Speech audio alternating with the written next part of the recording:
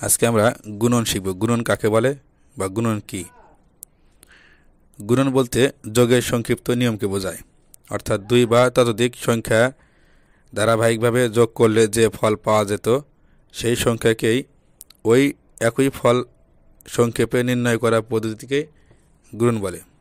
অর্থাৎ দ্রুত ও সংক্ষেপে যোগ করার পদ্ধতিকে গুণন বলে। আচ্ছা, এখানে একটা উদাহরণ দেখি। টেবিলের উপর 5টি থালায় প্রত্যেকটিতে 2টি করে আপেল আছে, সেখানে কতগুলো আপেল আছে? এবং যদি আমরা যোগ করি তাহলে কী করতে হবে? দেখো, থালা আছে কয়টি? 5টি। আপেল আছে কয়টি করে? 2টি করে। তাহলে আমরা আমরা কীভাবে লিখব? 2 যোগ 2 যোগ 2 যোগ 2 যোগ 2 সমান কত হয়?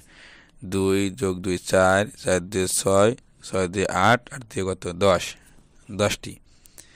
এটা যদি আমরা গুণন করি, দেখো তাহলে এখানে টেবিলের উপর থালা আছে কয়টি? 5টি।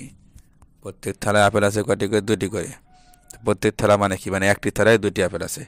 তাহলে আমরা কীভাবে লিখবো? দেখো, একটি থালায় আপেল আছে 2টি, তাহলে 5টি থালায় আপেল কীভাবে বেশি হবে? 5টি থালায় আপেল আছে 2 গুণন 5 সমান 5 দুগুণে 10টি। এই যে আমরা যোগটাকে সংক্ষিপ্ত করে বা ছোট করে করলাম, এটা হচ্ছে গুণন। অর্থাৎ যোগের সংক্ষিপ্ত রূপ নিয়মকে কী বলা হয়? গুণন বলা হয়। আমরা একটা উদাহরণ দিই। টেবিলের উপর 4 ছড়া কলা রয়েছে, প্রত্যেক ছড়ায় 5টি করে কলা আছে, সেখানে কতগুলো কলা আছে? তাহলে এটা যদি আমরা যোগ করি তাহলে কীভাবে? দেখো, ছড়া আছে কয়টি? 4 ছড়া। তাহলে কলা আছে কয়টি? 5টি করে। তাহলে 5 যোগ 5 যোগ 5 সমান কত হয়? 20। এটা যদি আমরা গুণন করি তাহলে কী হবে? দেখো, টেবিলের উপর ছড়া আছে কয়টা? 4 ছড়া। প্রত্যেক ছড়ায় কয়টি করে কলা আছে? 5টি করে। তাহলে প্রত্যেক ছড়া মানে কি? একটি ছড়ায়। তাহলে একটি ছড়ায় কলা আছে 5টি। তাহলে 4টি ছড়ায় কলা কী হবে? বেশি হবে না? 4টি ছড়ায় কলা আছে, এই 4 গুণন 5 কত হয়? 4 5-এ 20টি। এসে গুণন। স্যার একটা উদাহরণ দেখি, এখানে কি লিখছে।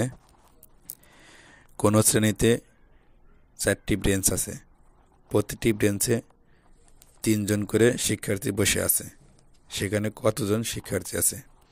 তাই এটা যদি আমরা যোগ করি কীভাবে করতে হবে? দেখো, 3 যোগ 3 যোগ 3 যোগ 3 সমান কত?